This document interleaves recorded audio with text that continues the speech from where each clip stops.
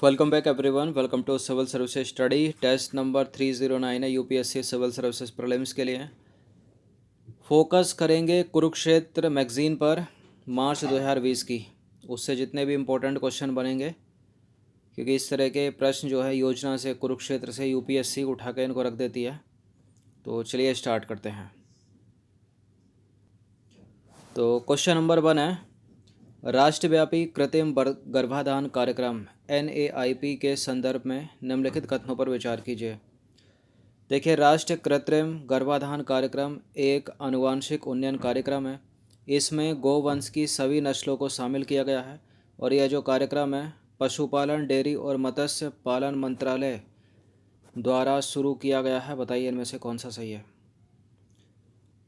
देखिए, यहाँ पर राष्ट्रीय कृत्रिम गर्भाधान कार्यक्रम के संदर्भ में तीनों के तीनों स्टेटमेंट सही हैं। इसका आंसर हो जाएगा option number D 1 2 3।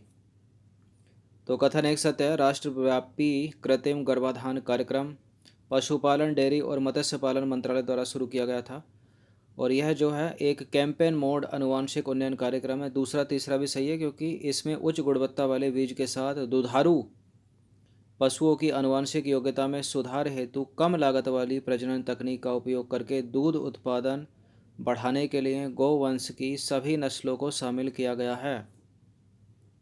Question number 2 है, जैविक खेती पोर्टल किससे संबंधित है।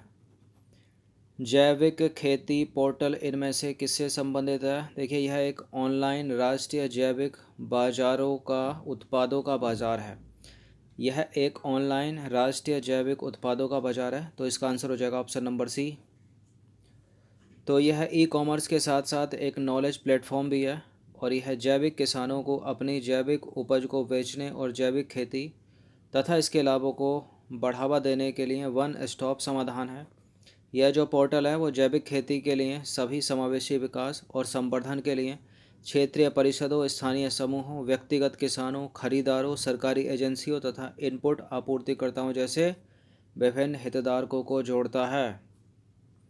अब देखिए, यह पोर्टल किसानों को अपने उत्पादों के सर्वोत्तम मूल्य, फॉरवर्डिंग, नीलामी, मूल्य मात्रा के परिप्रेक्ष्य में बोली प्रक्रिया और रिवर्स नीलामी प्रक्रिया के माध्यम से सर्वोत्तम मूल्य प्राप्त करने में मदद करने के लिए विभिन्न प्राइस डिस्कवरी मैकेनिज्म भी प्रदान करता है।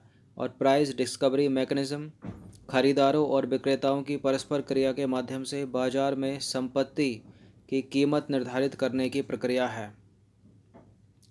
इसलिए सी सही उत्तर हो जाएगा इसका। क्वेश्चन नंबर 3 है, इनमें से कौन से मिशन गरीबों पर महामारी के बोझ को कम करने में सहायक हैं। जल जीवन मिशन, मिशन इंद्रधनुष, स्वच्छ भारत मिशन। नीचे दिए गए कोड का प्रयोग करके सही उत्तर का चुनाव करिए। कौन से मिशन हैं जो गरीबों पर बीमारी के बोझ को कम करने में सहायक हो सकते हैं। देखिए, जल जीवन मिशन भी है इसमें, मिशन इंद्रधनुष भी है इसमें और स्वच्छ भारत मिशन भी है इसमें। सारे के सारे हैं। तो इसका आंसर हो जाएगा ऑप्शन नंबर डी 1 2 3। तो स्वास्थ्य एवं परिवार कल्याण मंत्रालय द्वारा मिशन इंद्रधनुष की शुरुआत की गई थी। इसका उद्देश्य ऐसे सभी बच्चों को कवर करना है जो टीकाकरण से वंचित रह गए हैं या जिन्हें टीका निरोधक रोगों के खिलाफ आंशिक रूप से टीका लगाए गए हैं। इसमें 12 ऐसी बीमारियों को शामिल किया गया है जिनमें 5 नए टीके शामिल हैं, इसलिए पहला सही है। बात करते हैं जल जीवन मिशन। जल शक्ति मंत्रालय के तहत केंद्र सरकार की एक पहल है जिसका उद्देश्य भारत में हर घर में पीने के पानी की उपलब्धता सुनिश्चित करना है। मिशन का लक्ष्य वर्ष 2024 तक ग्रामीण भारत के सभी घरों को व्यक्तिगत घरेलू नल कनेक्शन के माध्यम से सुरक्षित और पर्याप्त पानी उपलब्ध कराना है। स्वच्छ भारत मिशन एक व्यापक स्वच्छता कार्यक्रम है जो गरीबों पर बीमारी के बोझ को कम करेगा और स्वास्थ्य सेवा में जल स्वच्छता स्वास्थ्य की भूमिका रोगाणुरोधी प्रतिरोध के संचरण को कम करेगी। तो इस तरह से सारे के सारे जो हैं वो गरीबों पर बीमारी के बोझ को कम करने में सहायक हैं। अगर स्वच्छ रहेगा संसार तो बीमारी तो लगेगी नहीं ना, उसके पैसे बच जाएंगे जो उसके ऊपर बीमार होने के ऊपर दवाइयों में जाते। चलिए, वैसे तो सरकार की तरफ से फ्री है लेकिन कुछ परसेंट तक तो देना है ना। चलिए भाई, क्वेश्चन नंबर 4 है, रुपए के संदर्भ में निम्नलिखित कथनों पर विचार कीजिए। देखिए, यह एक घरेलू डेबिट कार्ड और क्रेडिट कार्ड है। इसे RBI द्वारा पेश किया गया है। उपरोक्त में से कौन सा सही है। रुपए कार्ड का यूज़ करते हो आप? डेबिट कार्ड है वो या क्रेडिट कार्ड है? देखिए डेबिट क्रेडिट दोनों है, करेक्ट है पहला वाला। आरबीआई द्वारा इसको पेश नहीं किया गया, एनपीसीआई द्वारा पेश किया गया है। तो इसका आंसर हो जाएगा ऑप्शन नंबर 1 केवल। तो देखिए रुपए भारत का पहला स्वदेशी डेबिट और क्रेडिट कार्ड भुगतान नेटवर्क है जिसमें पूरे भारत के एटीएम्स, पीओएस उपकरण और ई कॉमर्स वेबसाइट को शामिल किया गया है। सब पे काम करता है ये। रुपए को एनपीसीआई मतलब national payments corporation of India के द्वारा इसको जारी किया गया, आरबीआई के द्वारा नहीं, जो देश में खुदरा भुगतानों को संचालित करने वाली एक समग्र संस्था है। भुगतान और निपटान प्रणाली अधिनियम 2007 के तहत शामिल प्रावधान भारतीय रिजर्व बैंक मतलब आरबीआई और भारतीय बैंक संघ को देश में एक सुरक्षित इलेक्ट्रॉन भुगतान तथा निपटान प्रणाली के लिए सशक्त बनाते हैं। इसलिए दूसरा वाला करेक्ट है, आरबीआई नहीं है, एनपीसीआई ने रुपए कार्ड को लॉन्च किया है, national payments corporation of India. Question number 5 है, हरित कौशल विकास कार्यक्रम के संदर्भ में निम्नलिखित कथनों पर विचार कीजिए। 2 स्टेटमेंट है यहाँ पर, बताना है कि कौन सा सही है। देखिए बैकग्राउंड में थोड़ा नॉइस हो सकता है क्योंकि बाहर काफ़ी तेज़ आंधी चल रही है। तो क्वेश्चन नंबर 5 है, हरित कौशल विकास कार्यक्रम जीएसडीपी के संदर्भ में यह पर्यावरण, वन और जलवायु परिवर्तन मंत्रालय की एक योजना है और इसे पर्यावरण, वन और वन्यजीव क्षेत्रों में युवाओं को कौशल युक्त परीक्षण देने के लिए लॉन्च किया गया था। हरित कौशल विकास कार्यक्रम पर्यावरण, वन और जलवायु परिवर्तन मंत्रालय की एक योजना, करेक्ट है। और इसे पर्यावरण, वन और वन्यजीव क्षेत्रों में युवाओं को कौशल युक्त परीक्षण देने के लिए लॉन्च किया गया था। दोनों के दोनों करेक्ट हैं। इसका आंसर हो जाएगा ऑप्शन नंबर सी। ये सारे के सारे प्रश्न मार्च कुरुक्षेत्र की मैगजीन से ही निकाले गए हैं, इसलिए इम्पोर्टेंट हैं। तो देखिए यह पर्यावरण, वन और जलवायु परिवर्तन मंत्रालय की एक योजना है, अतः पहला वाला करेक्ट है। हरित कौशल विकास कार्यक्रम पर्यावरण एवं वन क्षेत्र में कौशल विकास के लिए पर्यावरण, वन और जलवायु परिवर्तन मंत्रालय की एक पहल है जिससे भारत में युवाओं को रोजगार या स्वरोजगार प्राप्त करने में सक्षम बनाया जा सके। अब है क्वेश्चन नंबर 6, निम्नलिखित युग्मों को सुमेलित कीजिए। एक में है पुरातात्विक स्थल, दूसरे में है राज्य। बताइए इनमें से कौन सा सही है। ये सारे के सारे टॉपिक, कुछ टॉपिक तो बहुत सारे थे लेकिन ये इम्पोर्टेंट हैं और कुरुक्षेत्र में है ये जो मार्च की मैगज़ीन है ना 2020 की। तो राखी गढ़ी कहाँ पर है, हम पहले भी चर्चा कर चुके हैं। हस्तिनापुर कहाँ पर, शिव सागर कहाँ पर, धौलावीरा कहाँ पर। पुरातात्विक स्थल है ये सिंधु घाटी सभ्यता के। तो राखी गढ़ी के सामने हरियाणा लिखा है तो ये तो करेक्ट है। धौलावीरा गुजरात में है। और गुजरात का और कौन सा है, लोथल है। शिव सागर असम, हस्तिनापुर उत्तर प्रदेश। तो सारे के सारे करेक्ट हैं, सारे के सारे सही सुमेलित हैं। इसका आंसर हो जाएगा डी 1 2 3 और 4। तो देखिए राखी गढ़ी हरियाणा, हस्तिनापुर उत्तर प्रदेश है, शिव सागर असम है और धौलावीरा है गुजरात। इसमें ये 2 पुरातात्विक स्थल इंडस वैली सिविलाइजेशन के। क्वेश्चन नंबर 7 है, प्रधानमंत्री कौशल विकास योजना PMKVY के संदर्भ में कुछ स्टेटमेंट है। यह मिनिस्ट्री ऑफ होम अफेयर्स की योजना है, मतलब गृह मंत्रालय की योजना। दूसरा स्टेटमेंट है, इसका लक्ष्य वर्ष 2020 तक 10 मिलियन युवाओं को कौशल प्रशिक्षण प्रदान करना है, मतलब इस साल तक दिसंबर में। लेकिन कोविड-19 आ गया, क्या हो पाएगा लक्ष्य पूरा? इसलिए समाचार की सुर्खियों में है ये। देखिए गृह मंत्रालय की तो पहली बात है नहीं, ये है कौशल विकास और उद्यमिता मंत्रालय की। दूसरा वाला करेक्ट है तो केवल 2 हो जाएगा इसका उत्तर। तो देखिए प्रधानमंत्री कौशल विकास योजना कौशल विकास और उद्यमिता मंत्रालय MSDE की प्रमुख योजना है।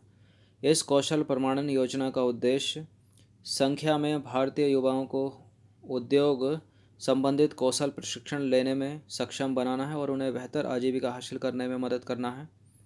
और सीखने के पूर्व अनुभव या कौशल वाले व्यक्तियों को भी पूर्व शिक्षण की मान्यता के तहत मूल्यांकित और प्रमाणित किया जाएगा।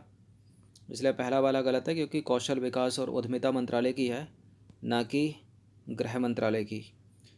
इसका लक्ष्य है 2020 तक, मतलब इस साल तक 10 मिलियन युवाओं को कौशल प्रशिक्षण प्रदान करना। क्वेश्चन नंबर 8 है, कृषि क्षेत्र के संदर्भ में निम्नलिखित कथनों पर विचार कीजिए। 2 स्टेटमेंट है यहाँ पर, कौन सा सही है इनमें से। तो देश में चालू कीमतों पर सकल मूल्यवर्धन में कृषि एवं सहायक क्षेत्रों का हिस्सा वर्ष 2014-15 की तुलना में 2019-20 में घट गया है। और बागवानी का जो उत्पादन है ना, वो खाद्यान्न के उत्पादन से अधिक है क्या? देखिए घटा तो है, ये पहली वाली बात तो करेक्ट है। क्या खाद्यान्न उत्पादन कम है बागवानी के उत्पादन से? बिल्कुल कम है। दोनों के दोनों करेक्ट, सी हो जाएगा इसका उत्तर। तो देखिए देश में चालू कीमतों पर सकल मूल्यवर्धन में कृषि एवं सहायक क्षेत्रों का हिस्सा 2014-15 में कितना था? 18.2% था, जो गिरकर 2019-20 में 16.5% हो गया है। लगभग 2% कम हो गया है। तो देखा जाए तो जो गैर कृषि क्षेत्रों के अपेक्षाकृत उच्च विकास प्रक्रिया का स्वाभाविक परिणाम है, इसलिए करेक्ट है पहला। और 311 मिलियन मीट्रिक टन के अपने वर्तमान उत्पादन के साथ बागवानी खाद्यान्नों के उत्पादन से अधिक है। ध्यान दीजिएगा इसको, यह प्रश्न इंपॉर्टेंट है यूपी पीसीएस के लिए भी। क्वेश्चन नंबर 9 है, निम्नलिखित में से कौन बैंकिंग क्षेत्र से संबंधित है? एनईएफटी, आईएमपीएस, आरटीजीएस या यूपीआई? नीचे दिए गए कूट की सहायता से उत्तर चुनिए जरा। कौन से हैं जो बैंकिंग क्षेत्र से संबंधित है? देखिए यूपीआई तो है, एनईएफटी भी है, आईएमपीएस भी है, आरटीजीएस भी है, सारे के सारे हैं। तो इसका आंसर हो जाएगा ऑप्शन नंबर डी, उपरोक्त सभी। तो देखिए एनईएफटी मतलब national electronic fund transfer, IMPS immediate payment service, और RTGS real time gross settlement, और यूपीआई यूनिफाइड पेमेंट इंटरफेस।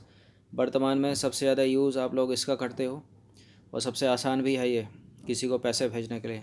तो ये सारे के सारे बैंकिंग क्षेत्र से संबंधित है,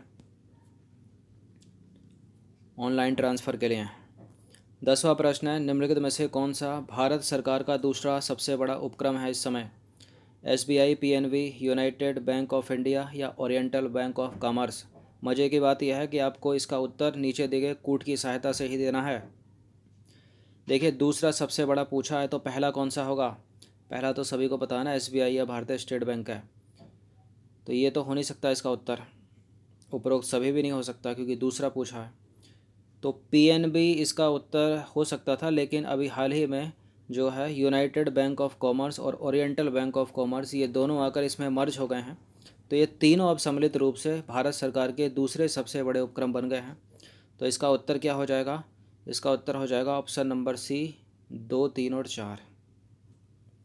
तो देखिए यूनाइटेड बैंक ऑफ इंडिया और ओरिएंटल बैंक ऑफ कॉमर्स ने कॉमर्स के पंजाब नेशनल बैंक यानी पीएनबी में शामिल होने के बाद वर्तमान में यह भारत सरकार का दूसरा सबसे बड़ा उपक्रम है। और पहले स्थान पर है भारतीय स्टेट बैंक। इसको क्यों बोलते हैं सरकार का उपक्रम? क्योंकि 51% की जो इसमें पार्टनरशिप है वो भारत सरकार की है और 49% इन बैंकों की। तो 10 प्रश्न थे, इम्पोर्टेंट थे, अच्छे से इसका रिवीजन कर लीजिएगा। धन्यवाद। किसी भी टेस्ट को इग्नोर ना करें, पूरा का पूरा रिवीजन करें।